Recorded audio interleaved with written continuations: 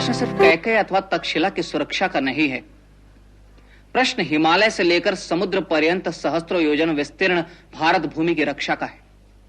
यदि जनपदों के स्वामी होने के गर्व में भिन्न भिन्न जनपदों के शासक चूर रहे तो वह दिन दूर नहीं जब विदेशी आक्रांता जनपदों को नष्ट कर अपना प्रभुत्व स्थापित कर लेंगे।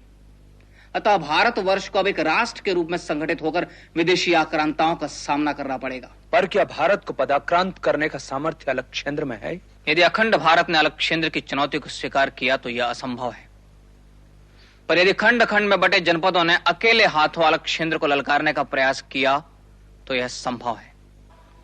संपूर्ण राष्ट्र को भारत की सीमा रक्षा का उत्तरदायित्व वहन करना होगा।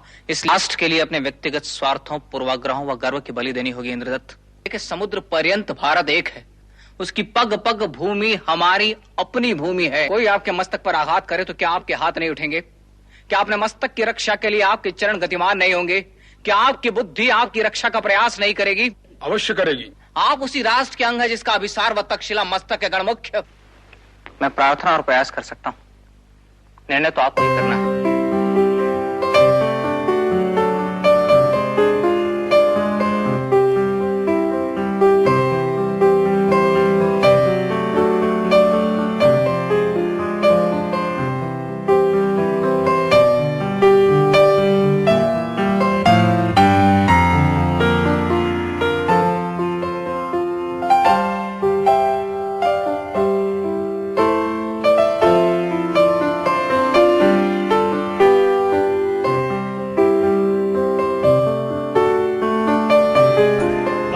पिछले 50 सालों से समाज, संस्कृति और देश के उत्थान में अहम योगदान दे रहे हैं।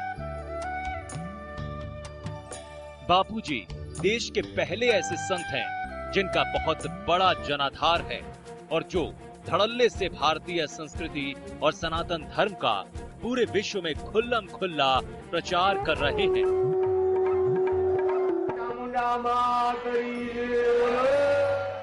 भारत की कन्याएं, भारत की मायां, भारत के भाई लोग, आप सज्जन तो रहो, लेकिन आपके ऊपर दूसरा कोई जुल्म करे तो वो भी क्या याद करेगा, पड़ा था किसी से पाला। हरिओम हरिओम हरिओम। आपस में संगठित रहो। हिंदू हिंदू लड़ोगे तो दूसरे लोग अपना खून पी रहे।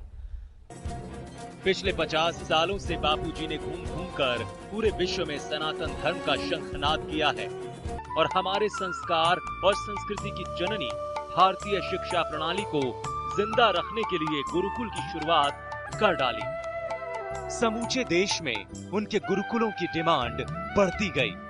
छोटी राशि लेकर संस्कारवान और संस्कृति के धनी बनाने वाले इन गुरुकुलों के आगे अब महंगी फीस ऐंठने वाले विदेशी सिस्टम के स्कूल कॉलेज फीके पड़ने लगे हैं।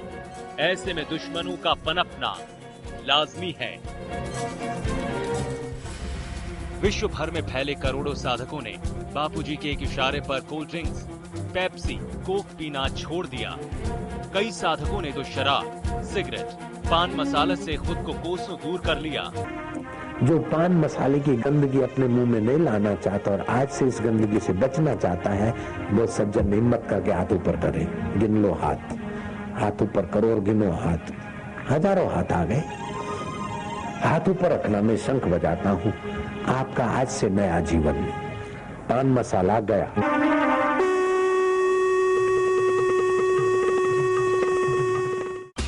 सारे देश की जनता में सबसे ज्यादा फॉलोअर्स अगर किसी संत के तो आशाराम जी महाराज के हैं। मैं व्यक्तिगत रूप से इंदौर में जानता हूं कि बहुत सारे लोगों की उन्होंने शराब छुड़वाई है, उनका मांस छुड़वाया, लोगों को सही रास्ते पे लाए। आप में ताकत है क्या? मेरे में ताकत है कि मैं किसी की शराब छुड़वा सकूं?